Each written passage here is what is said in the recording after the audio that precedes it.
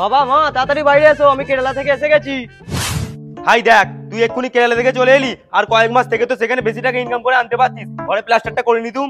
জানো তো তোমার ছেলে নিমুড়দে, ওকে বলে কিছু লাভ নেই। মা তুমি সবসময় ট্যাক ট্যাক কথা বলবে না, তুমি জানো আমি কি করতে পারি। তুই আবার কি করবি নিমুড়দে চোদা?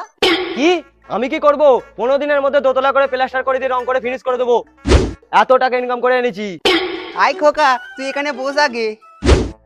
কি গো তুমি এখনো দাঁড়িয়ে আছো? যাও বাইরে থেকে খাসির মাংস নিয়ে আসো, তোমার ছেলের কাছে খাসির মাংস খাওয়াবো।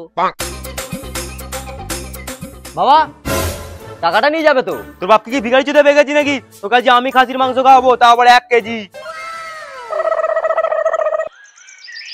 নিমাই, ওই নিমাই, কিরে কাজ হয়ে গেছে ভাই? তাহলে আমার মাল্লু সে আমার ঘরে রাখা আছে, আমি একা গুনতে পারবো নি, তুই গুনবি। চ কই, চ চ কই রে, চ।